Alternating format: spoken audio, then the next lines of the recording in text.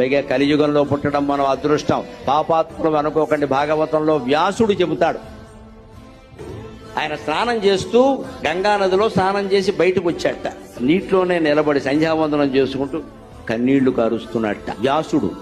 నారదుడు వచ్చి, మహర్షి వేదాలు విభజన చేశావు, భారతం రచించావు, భాగవతం రచించాలంటున్నావు, ఏడుస్తున్నావేమిటయ్యా అన్నట్ట.